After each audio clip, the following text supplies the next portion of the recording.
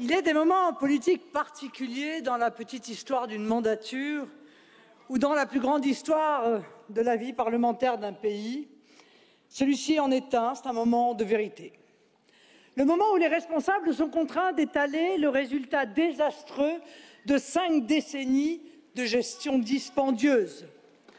Le spectacle piteux d'un effondrement pour le pays, d'un désastre pour les Français d'aujourd'hui et parce que les conséquences engagent les générations de demain pour la nation.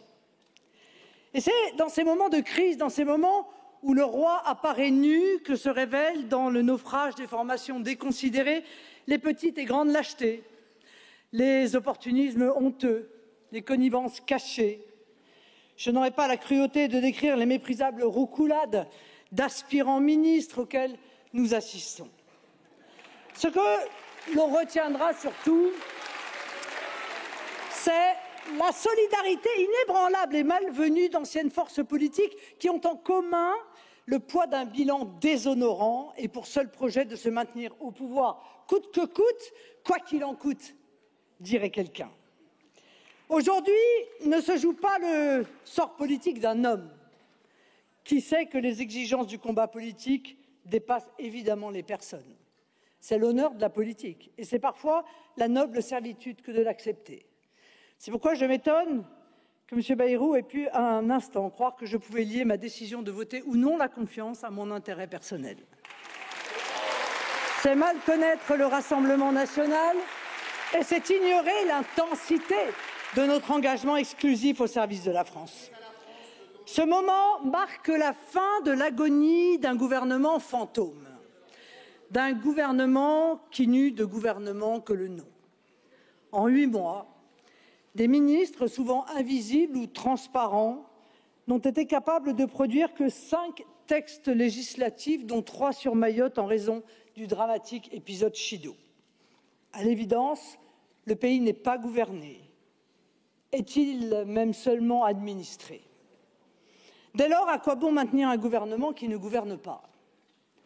Les Français ne s'y trompent pas, puisqu'ils sont 75% à souhaiter la censure de ce gouvernement. Et vous, Monsieur le Premier ministre, vous êtes si habitué à la déconnexion de la représentation parlementaire avec l'opinion que vous vous étonnez que les députés, dans leur majorité, puissent exprimer cette volonté populaire. Nous vivons l'effondrement d'un système qui croit pouvoir tirer du constat scénarisé de ses échecs une nouvelle virginité politique.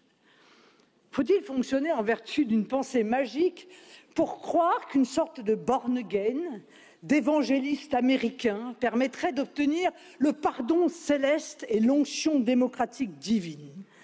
Cette légitimité que le peuple, battant de l'échec, ne reconnaît plus à des dirigeants faillis. Dirigeants de droite comme de gauche, vous êtes coupables. Vous ne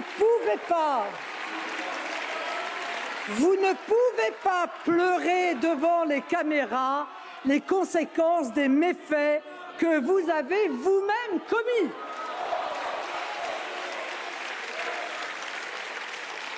Curieux procédé, en effet, de brandir les dettes dont on est comptable, les déficits dont on est responsable, l'effondrement général dont on est coupable pour chercher à obtenir la confiance du Parlement.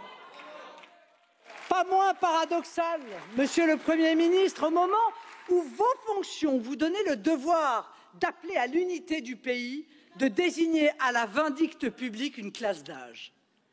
Ne cherchez pas à vous exonérer à mauvais compte des responsabilités d'un système que vous soutenez vous-même depuis 40 ans et tout particulièrement dans les rangs macronistes depuis 8 ans.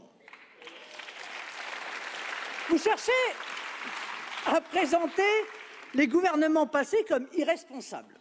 Eh bien, permettez-moi de vous le dire, si la classe politique qui a conduit la France dans le mur est bien irresponsable, ce n'est pas au sens où vous employez ce terme. Ce à quoi nous avons assisté durant la dernière année, c'est un naufrage. Un triste spectacle dont la seule vertu sera, je l'espère, de mettre fin au supplice des Français et en accélérant l'histoire de préparer la grande alternance. Les informaticiens parleraient de reset, cette action qui consiste à réinitialiser la machine qui est étouffé par les bugs. Le vrai reset serait la démission du président, mais cette décision ne dépend que de lui, puisqu'il est constitutionnellement élu pour 5 ans. Bon, je ne m'attends à rien sur ce point, consciente que n'est pas le général de Gaulle qui veut. Et faut-il que LFI ait mauvaise conscience pour appeler à la destitution d'un président failli qu'ils ont porté par 2 fois au pouvoir en toute connaissance de cause?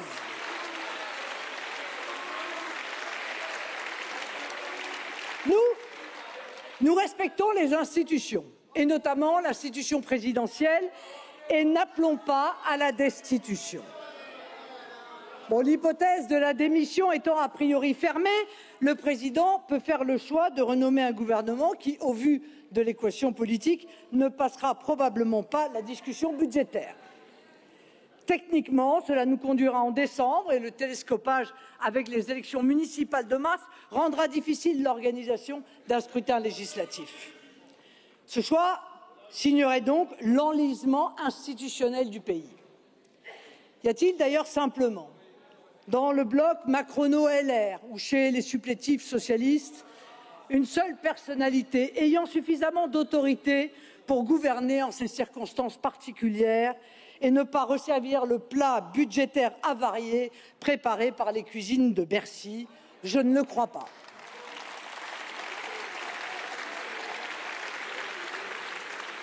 Quel serait le sort d'un gouvernement de gauche dont le projet gouvernemental se résumerait à 44 milliards d'impôts nouveaux, à des centaines de milliers de migrants supplémentaires et à l'aggravation du laxisme judiciaire? On le voit, les choix pour sortir de la crise, d'une crise parlementaire ou peut-être de régime se restreignent.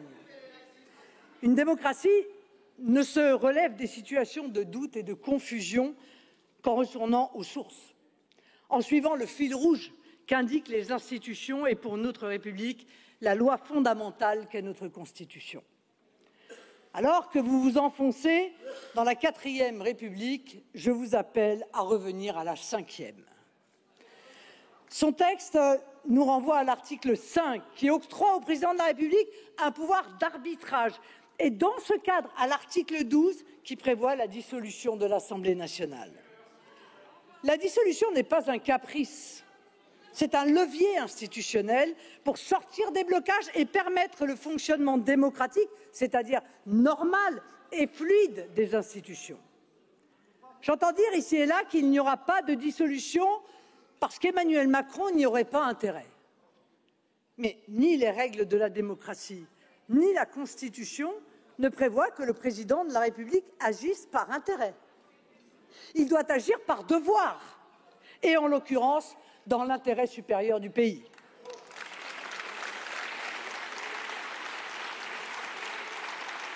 Et s'il dispose de pouvoirs pour permettre l'exercice de la démocratie et le fonctionnement des institutions, c'est pour les mettre en œuvre quand la situation l'exige.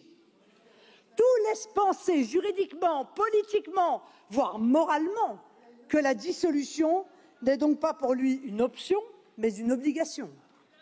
Or, en dehors de la dissolution mécanique d'après-présidentielle ou de la dissolution ubuesque de 1997, le droit de dissolution a trouvé dans l'histoire à s'appliquer dans plusieurs circonstances précises. En 1962, quand le gouvernement n'a pu disposer de majorité stable. En 1968, quand le pays fut soumis à une grave crise sociale et politique. Au regard de la pratique constitutionnelle, il n'est pas illégitime de dire qu'en ce 8 septembre 2025, il n'y a pas une condition remplie, mais 2, et même davantage. 1, le pouvoir législatif est paralysé par une absence de majorité. 2, le pays connaît une crise sociale latente qui peut exploser à tout moment. Et 3, il connaît une crise financière, le tout dans un contexte international instable et avec une guerre aux portes de l'Europe. Cet état de fait devrait suffire à dissoudre. Un grand pays comme la France ne peut pas vivre avec un gouvernement de papier, surtout dans un monde tourmenté et dangereux, dans un monde qui vit des révolutions technologiques et des basculements géopolitiques historiques qui réclament des décisions immédiates. En 2024, M. Macron n'a pas péché en prononçant la dissolution. Un président n'a jamais tort de s'en remettre au peuple. Le scrutin des européennes de 2024 était à ce point accablant pour la majorité qu'il pouvait et même qu'il devait dissoudre. L'erreur d'Emmanuel Macron ne fut pas de dissoudre, mais sa faute fut, entre les deux tours, de consacrer son énergie présidentielle et celle de ses amis politiques à fausser le fait majoritaire d'alternance qui se dégageait. Après une présidentielle, il y a un fait majoritaire qui s'exprime naturellement aux législatives qui suivent. Personne n'y trouve rien à redire. Cela s'inscrit dans une logique institutionnelle bien ancrée et permet au pays d'être dirigé et gouverné. Mais il arrive qu'en cours de mandat présidentiel, une élection législative voit émerger un fait majoritaire d'alternance. Tout autant, celui-ci doit être respecté, même s'il annonce et impose au président une cohabitation. Avec tous ses défauts, François Mitterrand, alors président en 1986, a laissé se constituer une majorité alternative de droite. Il en fut de même pour Jacques Chirac en 1997, avec cette fois-ci une cohabitation socialiste. Ces deux cas montrent que le président de la Ve République a le devoir de s'effacer devant le vote populaire qui s'exprime. Quand il y a blocage, le rôle d'arbitre tel qu'il est dévolu au président par la Constitution est de renvoyer la représentation parlementaire vers le peuple et de laisser s'exprimer le choix des électeurs sans utiliser le second tour pour fausser les logiques électorales. On avait déjà vu le procédé au régional de 2015, quand dans les Hauts-de-France et en PACA, le second tour fut utilisé pour interdire des alternances locales qui étaient plébiscitées au premier tour. Ces manœuvres d'instrumentalisation des seconds tours sont des dévoiements de la démocratie. Imaginerait-on un arbitre de football qui s'emparerait du ballon parce que l'équipe qui a sa préférence est en train de perdre? On le voit, tout réside dans l'impartialité et le sens des responsabilités démocratiques avec lesquelles le président exerce son rôle d'arbitre. À l'issue du vote, M. Macron doit au moins une fois se résoudre à sortir de son rôle de chef de la majorité pour enfin assumer, si toutefois il en est capable, son rôle de président de la République. En ces circonstances, le président n'a qu'une possibilité, convoquer de nouvelles élections et laisser le pays choisir, et s'il le décide, de choisir une majorité d'alternance. S'il s'implique dans la campagne, s'il sort de son rôle d'arbitre pour devenir joueur, il accepte par avance d'en assumer les conséquences politiques en cas de défaite.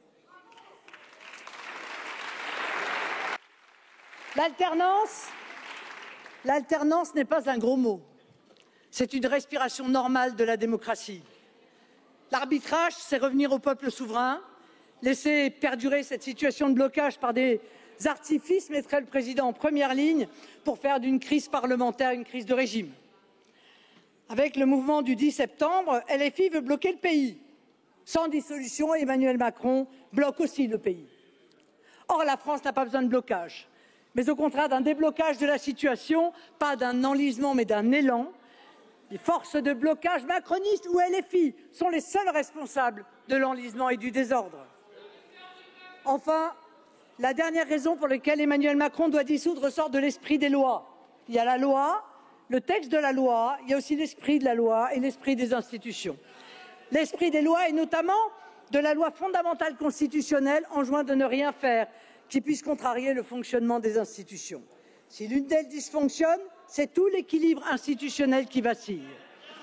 Personne ne comprendrait que le président contribue à sa paralysie. Vous le voyez, chers collègues, je tire mon analyse de la situation de la haute conception que j'ai de nos institutions et du rôle éminent et fédérateur que je crois être celui du président de la République. La crise parlementaire que nous vivons constitue un test sur la conception que le chef de l'État se fait de sa fonction. Son issue témoignera également de la santé de nos institutions. Il n'y a pas besoin de je ne sais quelle 6e République et le crime serait de revenir à la 4e. La 5e fonctionne merveilleusement bien pour peu qu'on respecte sa lettre et retrouve son esprit. Pour ce qui nous concerne, comme nous l'avons toujours fait, nous prendrons nos responsabilités. S'il n'y a pas de dissolution, nous continuerons avec un esprit constructif, mais sans faiblesse, de faire valoir les idées que nos électeurs nous commandent de défendre. Mais je le dis avec solennité, n'attendez pas que le groupe RN vous suive dans votre folie fiscale et migratoire, dans vos petits partis pris idéologiques qui vous empêchent de voir la réalité du pays. S'il y a une dissolution, nous accepterons le verdict des urnes. Si le peuple nous fait l'honneur d'un mandat clair, c'est-à-dire d'une majorité absolue, nous irons à Matignon pour mettre en œuvre, sans attendre la présidentielle, un programme de redressement national. Le changement n'attend plus. Merci beaucoup. Madame la présidente Le Pen.